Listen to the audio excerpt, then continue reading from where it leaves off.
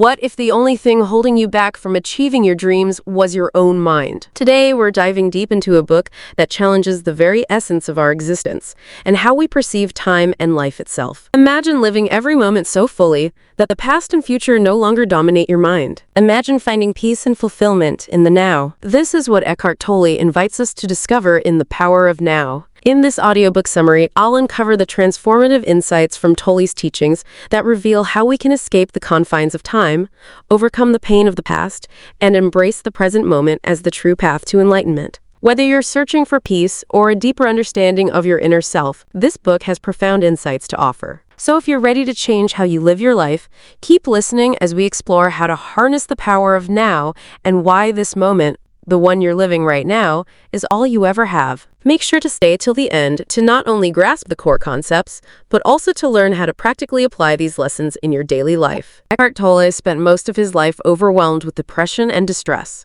At the age of 29, he often found himself waking up in the middle of the night, feeling utterly worthless and believing there was no longer any purpose in living.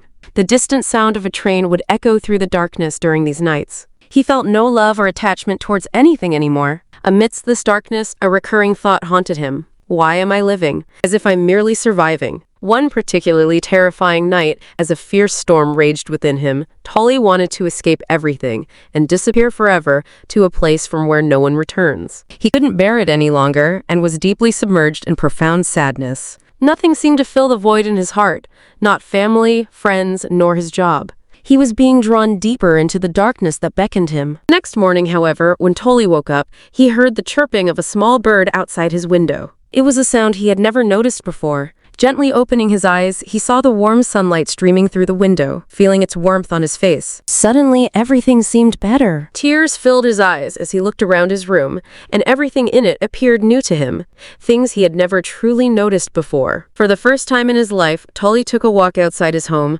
finding everything beautiful and full of life, as if he had been reborn. From that day on, he began visiting the park daily, sitting on a bench, and started to enjoy the beauty around him, the trees, the breeze, the small animals, and the sunlight. Even though he was alone, Tolle felt profoundly happy. Soon, people began approaching him asking, "What is the secret to your happiness? We want to be happy like you. What should we do?" To this, Tolle would reply, "Happiness is within you. It's just that your mind is so filled with noise that you can't hear the happiness. You are so caught up with the worries of the future or regrets of the past. Can you say that you are living a fulfilled life? Have you ever had a moment without worry or care? Have you ever focused solely on today? In this book, you will learn to live in the present moment. You will learn to appreciate your present life and the beautiful world around you. There is a way to eliminate all the bitterness and pain in life. Overcoming fear and anger is not as hard as it seems. By reading this summary, you will learn how to face your problems and bring peace into your life. If Eckhart Tolle could survive and transform his life, why can't you? You are not your mind. Once,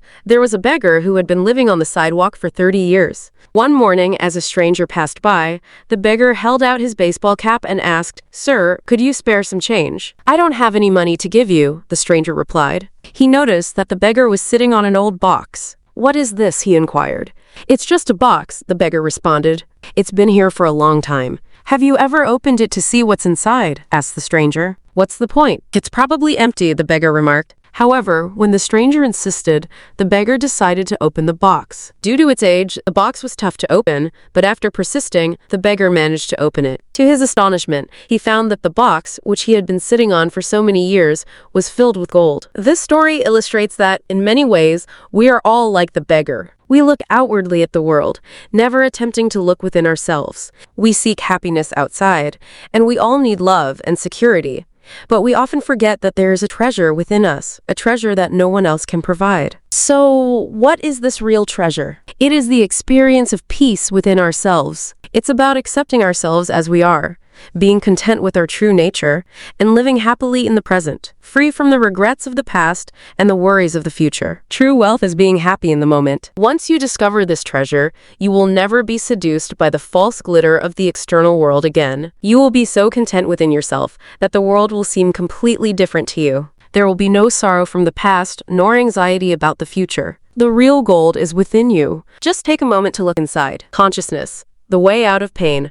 How will you open the box that you possess? How will you unearth the gold hidden within yourself? Firstly, it is essential to understand why you are troubled. What is it that's preventing you from living? What are the sources of your pain and sadness? You must uncover the reasons behind your sorrow. Imagine for a moment if there were no humans in the world, only animals and plants. Would there be a past or a future? Would concepts like time even exist? Would an eagle ask, "What time is it?"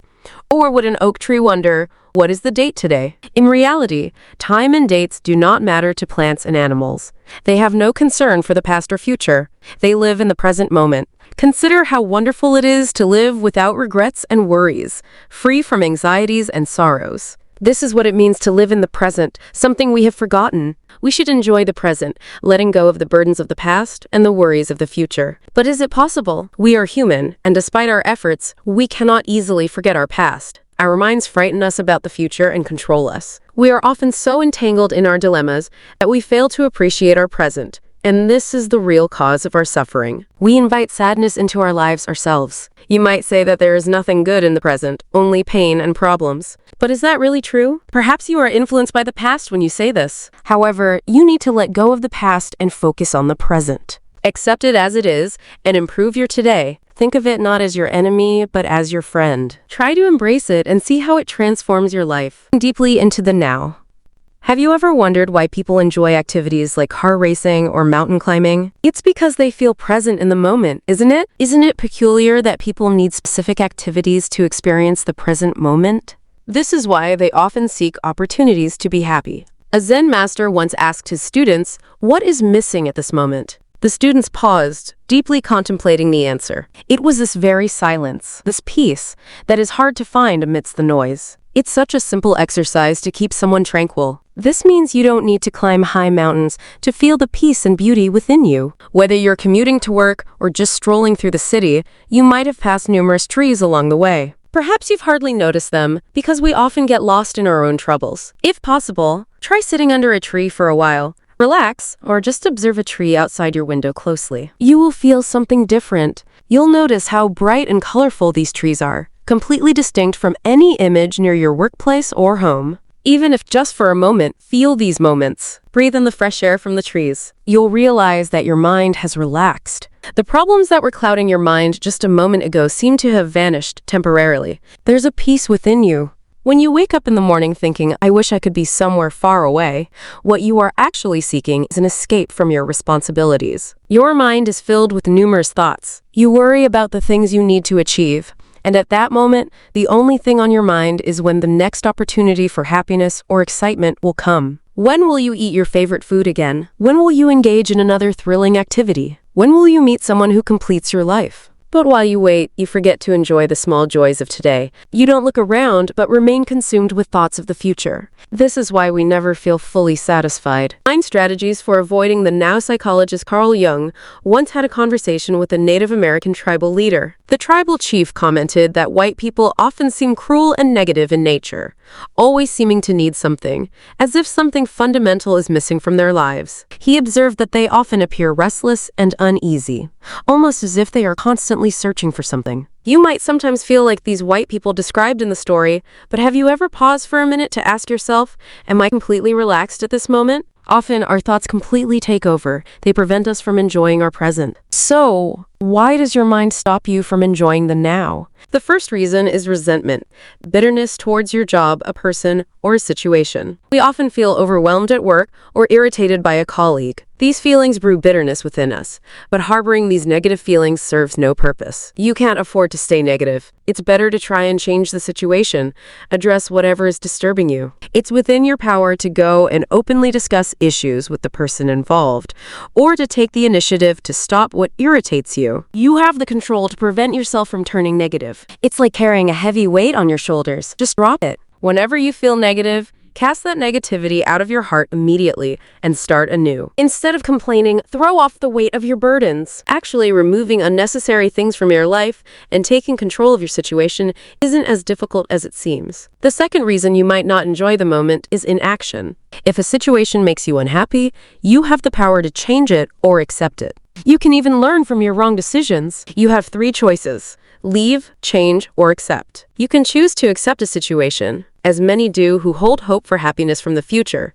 But to truly achieve happiness, you should be grateful for what you have. Imagine you're in a line and hear people behind you complaining and getting irritated, but you stay calm. When it's your turn and the attendant apologizes for the wait, you can say, "No problem at all. I didn't mind waiting. I was just enjoying my time." These mind strategies highlight that overcoming negativity isn't just about reacting differently, but also about truly embracing and finding joy in the present, regardless of circumstances. The state of presence. Now, close your eyes and try to concentrate.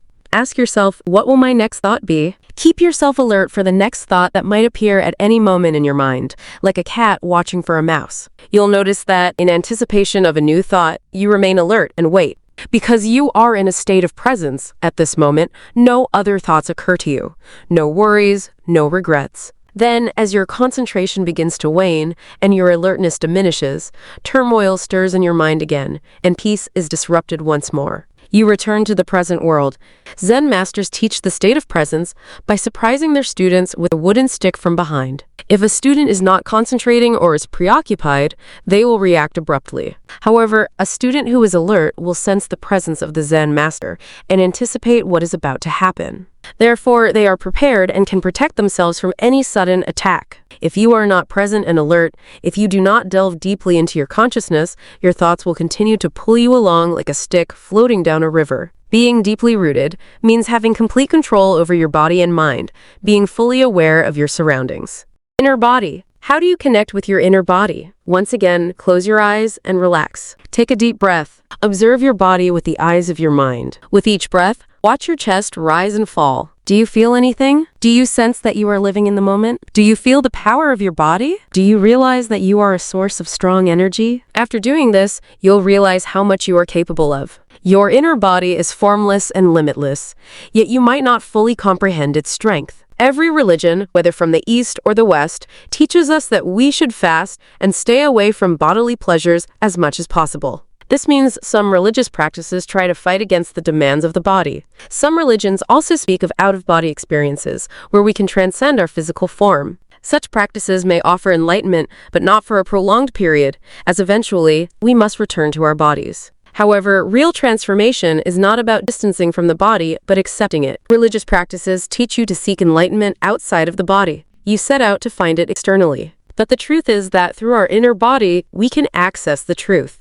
Knowing your inner body also slows down the aging process. Even if your outer body weakens with age, your inner body will always remain young and vibrant. If you are even 80 years old, your inner body will continue to feel light and full of energy. Knowing your inner body also keeps your immune system strong because you remain conscious of everything happening inside your body. You won't fall victim to bad habits or negative influences easily. You can protect yourself from anger, fear, or depression. This understanding highlights that true power and peace come from within, not from external sources or influences. Portals into the unmanifested. What is the unmanifested? It can be linked to Qi, which is the universal life energy. Like a river, Qi flows from the universe into every life form and then back into the universe. When we delve deep into our inner body, we merge with this energy system. While Qi flows like a river, the unmanifested remains still. When you experience dreamless sleep, you are feeling the unmanifested. It's a quiet state, yet filled with immense energy. The primary portal to the unmanifested is the present moment. In the physical world, we are slaves to time. Being timeless is pure bliss, a state of peace where you are free from all bonds and can sense the unmanifested. The closer you are to nature, the more strongly you can appreciate it. Watch the sunrise in the morning, sit by a river and watch it flow, look up at the night sky, or observe the golden flames of a fire. These experiences can bring you unimaginable peace. When you observe nature, your mind is completely free. You lose track of time, not enslaved by it. You are present in the moment and feel it intensely. Therefore, it's essential to learn to surrender ourselves in front of nature. Discard anything from within that prevents you from enjoying the present moment. Surrender to this moment, and you'll feel more alive. Another exercise you can try is to turn off your cell phone for a while. Ensure no one disturbs you during this time. Sit straight in a relaxed position and take a deep breath. Feel your inner body. Don't think, just feel. Feel your energy, your aura. Surrender to this moment. When we delve this deep, there comes a point when the distinction between the inner and outer body disappears. You become one with the energy that flows through the entire universe. Enlightened relationships. A man and a woman meet and fall in love. After meeting her, the man feels a sense of completeness. Whenever they met, it seemed as if they were the only two people in the world, as if they had become one. The woman, too, was deeply in love, feeling very special. Their relationship appeared perfect at first.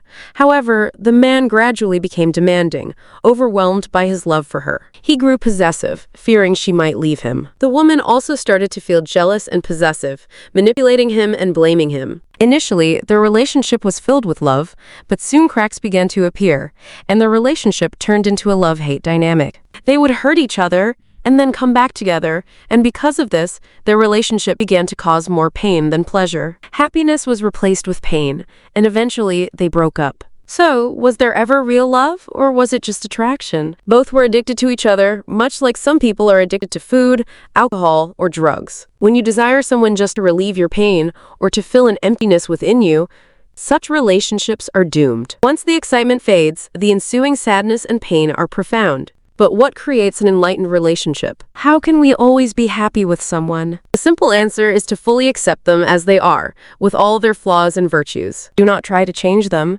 Embrace their true nature. Trying to change someone is the root of all pain. Therefore, acceptance inspires us to live a more loving, happy, and peaceful life. But when does true love occur? If someone is alone without a partner, can they not experience true love? Is love only possible with another person and not with oneself? True love is hidden within all of us. There's no need to seek it elsewhere. True love means living in the present, loving yourself and everything around you. That is true love. And this is true because true love never leaves or turns into hatred. True love always lives on forever. Beyond happiness and unhappiness, there is peace. An old man lay gravely on his deathbed, waiting for death. Despite the seriousness of his condition, he refused any radical treatments or surgery. He had a long, productive career, helped many people, and achieved much. In his final moments, his relatives and close friends came to see him, weeping by his side. Yet he remained completely serene. Only he could truly understand the pain he was enduring. With great tranquility, he looked at those who came to visit him, then quietly closed his eyes for the last time and passed away into a deep, everlasting sleep. What does the story tell us? Is death always painful? Should we fear it? How can you definitively say whether something is truly positive or negative? Many people are grateful for their mistakes, disabilities, and losses. Do you know why? Because they believe that negative situations are their greatest teachers. Through their consciousness, they've transformed life's negative situations into positives. When you live in the present, there is no positive or negative. You accept things as they are. You can't ignore bad situations by claiming everything is perfect because you let things happen. Just as the old man accepted his death and left this world peacefully, without fear or regret, there was peace on his face as he died. Now, suppose you arrive late at the office one morning due to traffic. You might blame the traffic, the drivers in front of you. Say you have so much work, so much pressure that you can't even spend time with your family. The clock is ticking and your boss is waiting. Your mind is troubled and you can't relax. What should you do? Should you panic? Absolutely not. This drama can end in a minute. Go to your seat, take a deep breath in, and breathe out. Continue deep breathing for a while. This will relax you. Forget everything and focus on the work in front of you. Your tasks will start to get completed one by one. Do what needs to be done now and let go of what can wait. As a saying from the Bible goes, do not worry about tomorrow, for tomorrow will worry about itself. The meaning of surrender. Surrender means accepting what is happening right now without fear, anger, or bitterness. It means learning to accept life as it is currently. When things start to go wrong, you need to learn to surrender at such moments. You can find solutions to situations without becoming negative. For instance, suppose you get stuck in the mud. Surrendering doesn't mean staying stuck. It means not ignoring the situation. You must accept that you are stuck and need to get out. That's the reality. However, blaming others or becoming angry would be incorrect because it won't benefit you. Consider if you were walking at night in dense fog. Though visibility is poor, you have a powerful flashlight that helps you progress. This situation is akin to life. The thick fog represents life's challenging situations, but the flashlight in your hand is your consciousness that helps you carve a path forward. Walking with this powerful light becomes easier. It helps you navigate, and you enjoy your night walk. When we refuse to surrender to our situations, the world seems negative. You always fear what will happen next. What if there's a disaster? If a significant problem arises, you begin to doubt everyone, even yourself, affecting your physical body. You feel weak, as if you were ill. Whenever you find yourself lost in such fog, remember a powerful flashlight exists within you. You might say, life is full of many things, but we say, focus only on what's immediately in front of you. Focus on today. Surrender to it fully and accept it, then take action. The opposite of surrender is resistance, which includes blaming, regrets, and fearfulness. These feelings make you even more negative. It's better to control them. Don't let negative emotions near you. Only when you are fully conscious can you think of the best solutions. At this moment, you might be blaming your parents, society, your circumstances, and thinking about all the wrong decisions you've made. You might think, this is my life now, and nothing can change. My problems seem insurmountable. But wait, take a deep breath. First, you need to surrender. Tell yourself, I am stuck in the mud, but I will get out and I will not give up. Then you start to move your feet and try to stand straight. Soon you find yourself out of the mud. That's all it took. Therefore, try to live in the present and always be happy. Conclusion. In this book, you have learned about the power of now. Now you can forget the past and enjoy the present.